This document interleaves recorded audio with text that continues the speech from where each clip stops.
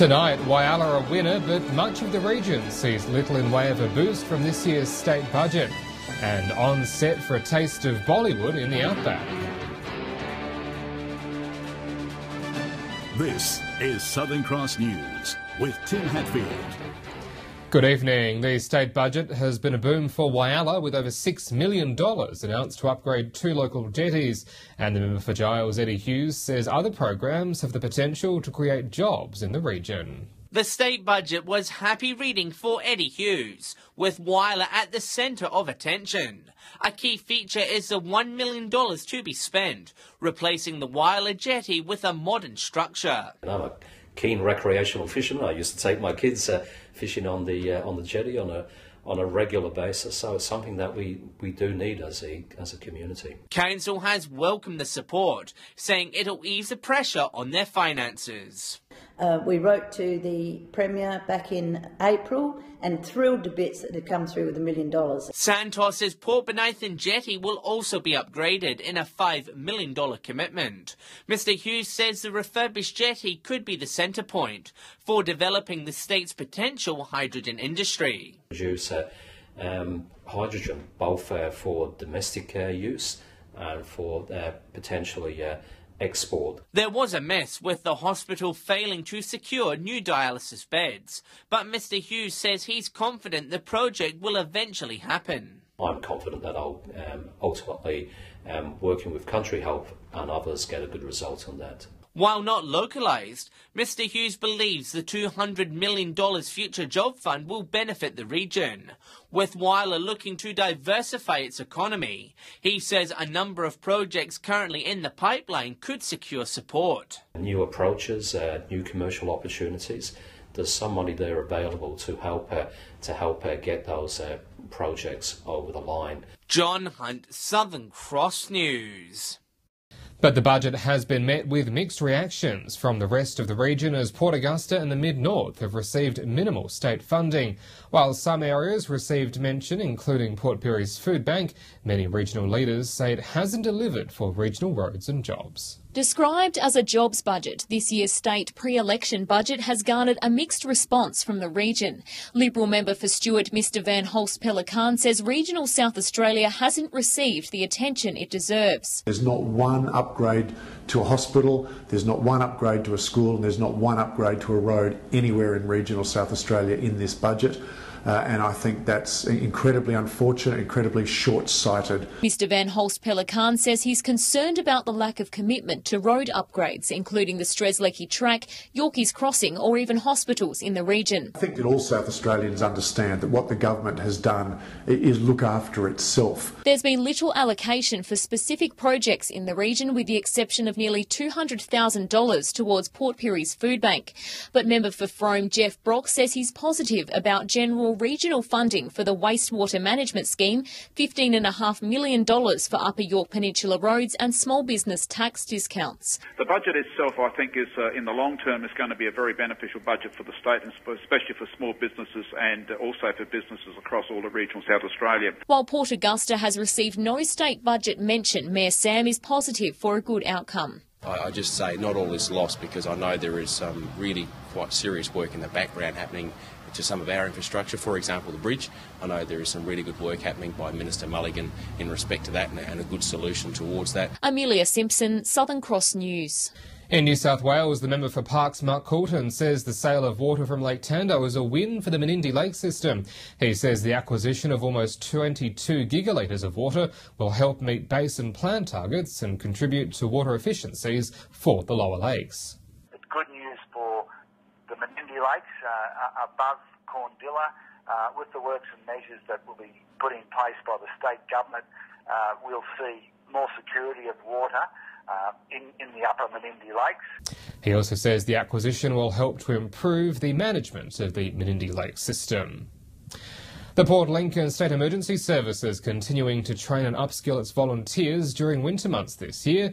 The dry start to winter has drastically reduced emergency call-outs, but volunteers remain on standby should weather conditions change. It's not the usual winter conditions Port Lincoln is used to, but the SES remains on alert should the weather shift. We never know what situation's going to be on the end of the phone, so we have to make sure that we're prepared for every eventuality, if it's a marine rescue or if it's a downed tree or if it's somebody that needs rescuing from a car crash or a building. We need to be ready. Volunteers learning vital training procedures that could potentially save lives. We're looking at our chainsaws tonight, checking that we know the maintenance and how to strip them down and how to start them, just so that we're ready as soon as anything hits. The service continues to spend thousands training their volunteers all year round, even for more unlikely situations. A lot of training goes on and we've got to be ready to do quite a diverse lot of different things. SES recruitment drives often draw in those eager to give back to the community, even spouses willing to lend a hand. It's great. It's like having a date night every Thursday.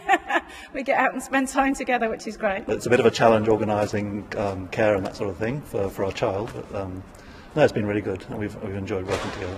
And although the job can seem selfless, it gives those on the front line much more in return. It's very rewarding as well. When you do help people, you always are glad you've done it. Jason Kemp, Southern Cross News.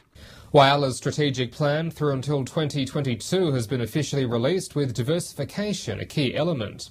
Mayor Lynn Brewer says the city needs to be bold going forward in order to avoid another Arium situation.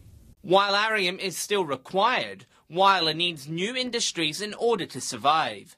That's a message in the city's 2022 strategic plan, as council looks to revitalise the local community. We have to make a bigger effort. In the past we've tried, but not been able to diversify particularly. There's a very concentrated effort going into it now. The plan has taken 3 years to be completed, with the community consulted along the way. A number of new industries have been identified, with aquaculture and defence to be targeted. Bring our aquaculture industry back. We're working with the Defence Forces to make sure that local contractors can get work with them, can get supply to them.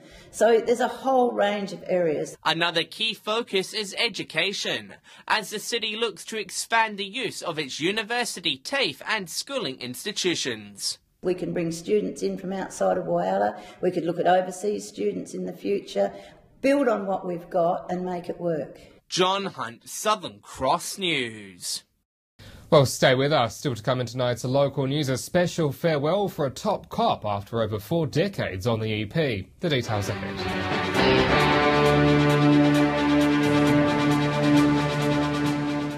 Welcome back. The Spencer Golf Football League has succeeded in its fee increase for the remaining Sunday games at Port Augusta's Central Oval.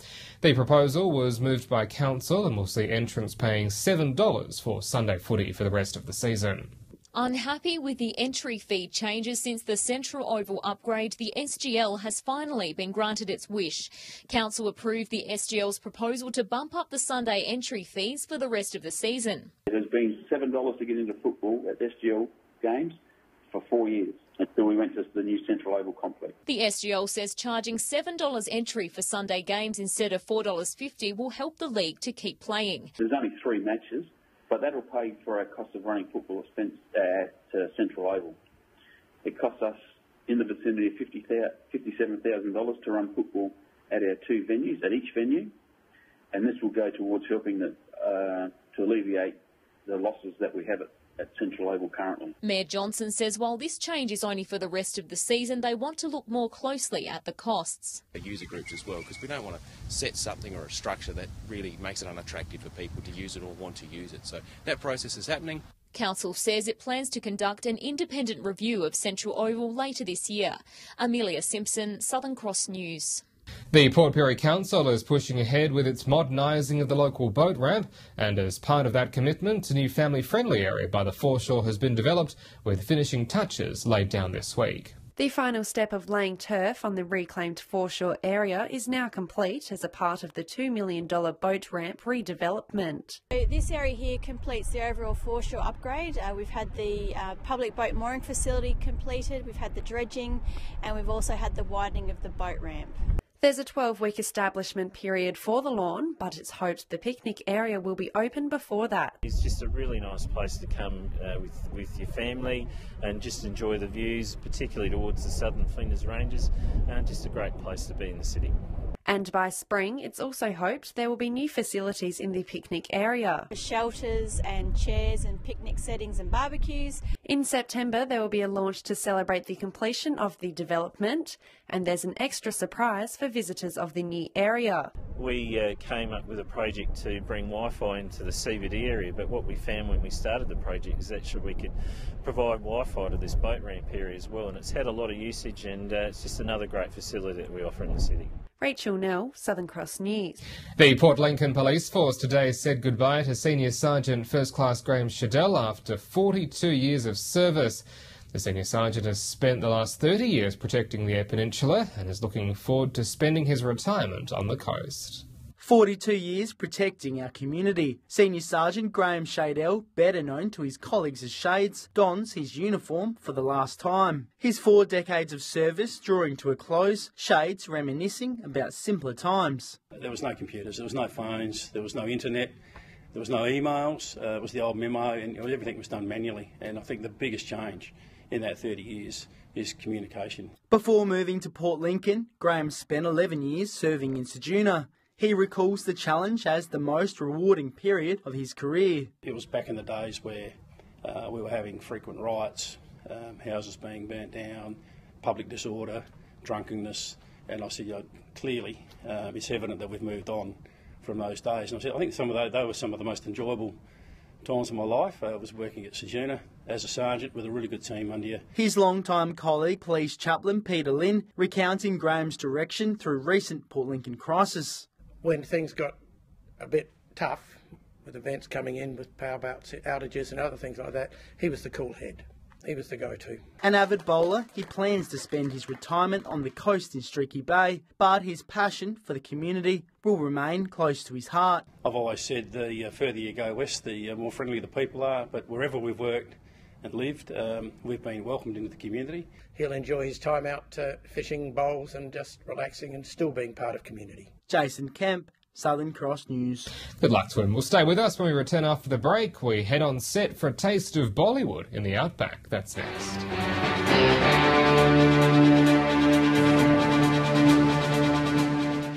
Welcome back. Those brave enough to run the 42 kilometres from Port Augusta to Corn will line up for the PICHI RICHI Marathon this weekend. 4 marathon runners will start in Port Augusta West at 7 a.m. before finishing at Corn Oval in the early afternoon. The race has 5 different categories, from a half marathon right down to a 1 kilometre fun run for kids under 10.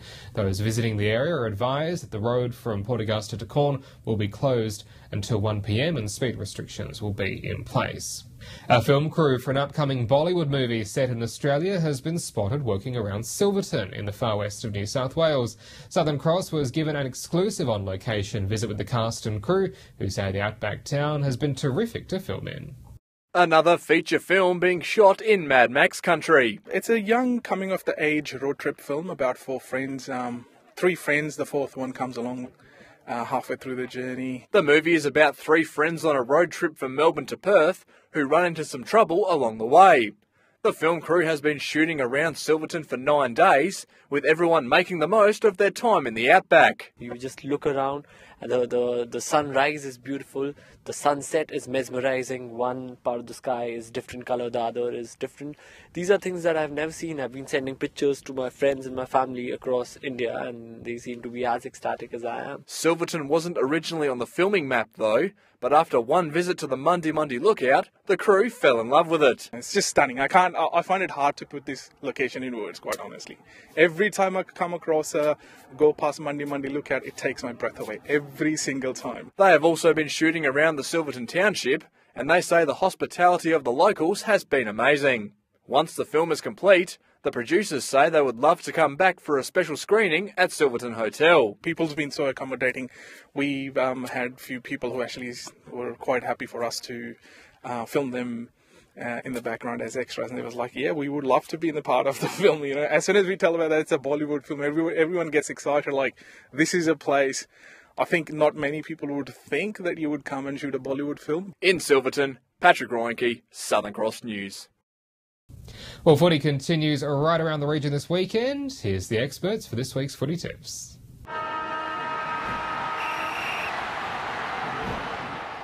Hello and welcome to round 8 of SGL football. This round starts with Port making the trip to Port Augusta to take on South on Saturday. South have found form over the last few weeks and will be looking for another strong performance this week. Port are really struggling at the moment and could be in for a long day. I'm tipping South. The other Saturday match is the match of the round with top place Solly taking on an improving Lions team at Port Oval. Solly have been in superb form lately and will start this match as favourites. Lions have won their last 3 matches and will be keen to test themselves against the top side. I'm tipping Solly's. On Sunday, it's West taking on Central at Port Augusta. West are a bit depleted at the moment and this match will be closer than most people expect. Central booted 10 goals in their loss to South last week and will be looking to improve on that after being kept goalless a fortnight ago against Solly. I'm tipping West in a close one. Welcome to round 8 of Whyalla football, getting underway on Saturday at Bennett Oval. It's Aruna Bay versus North Whyalla. The Bays let a good chance slip to cement their spot in the top 4 against South Whyalla, and I think they're going to struggle against a very good North Whyalla on Saturday. Saturday's other game at Memorial Oval, South Whyalla versus West Whyalla. South got their season back on track. They're in striking distance of the top 4 now. Great win over Aruna Bay, but they do take on top team West, yet to lose a game, and the Dragons have to be favourites. And finally on Sunday at Bennett Oval, it's Central Whyalla versus Rapina. Both teams actually lost last week but played pretty well. Centrals were within a goal of West Whyalla early in the last quarter before going down, and I think the Roosters will get over the top of the Roos. Welcome to Port Lincoln Footy Tips. We kick off round 7 at Centenary Oval with Lincoln South taking on Waybacks. The first time these two teams met, Waybacks struggled to score. However, they're in some real good form at the moment, and I'm actually going to tip them to win. I'm tipping them by 3 goals. In the next game, we have Mallee Park hosting Bostons. This is a classic case of top versus bottom, and Mallee Park are going to win this by a number I don't even want to quote. In the final game at Ravendale Oval, we have Tasmans hosting Marble Range. Tasmans have been in real good form lately, but Marble Range are welcoming heaps of players back. I don't think Marble Range will lose 2 in a row, so I'm tipping Marble Range to win this one by 5 goals. Round 10 in local football in Broken Hill this weekend, and we get back to usual with games at both venues. We've got the first game of the year at the newly renovated Memorial Oval. We've got the brand new playing service, and that'll be very keen for people to see how that plays out. South travel across the hill and they play Centrals, who will be keen to get back on the winners' track after a disappointing loss to West in round 9. So I expect this game to be close, but South's class ultimately to prevail. Whilst over at the Jube, North narrow losers last week in a classic game against South, come up against the West side that would be quite confident after their solid win in round 9. Again, probably North will start favourites, but West need to sort of start bridging the gap between them and South. So expect it to be a close game, but North to get up at the Jube.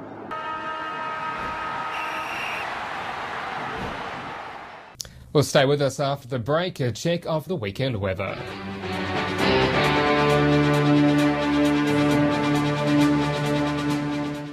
Welcome back to the weather now, and first this week's weather photos snapped by Patricia Butson of this week's fog in Whyalla. If you have a weather photo to share, a wintry one like this, you can email it in to us. A few showers starting to form here and there, but mainly fine today, 20 right across the board for the region. On the national satellite, cloud moving across the region is set to generate a few patches of showers over the weekend. Out on the Gulf waters, the winds to 10 knots and variable, the seas below a metre and southerly. Sunrise is at 25 past 7. So tomorrow a fine 19 for Port Augusta, but Whyalla and Port Lincoln could hopefully finally see some showers, 19 and 18, much the same with 19 in Port Pirie, and a cloudy 17 for Broken Hill. And they're looking to Sunday, hopefully more showers for Port Lincoln, 17 the top, fighting up for Cleve 16 with 17 in Woodner.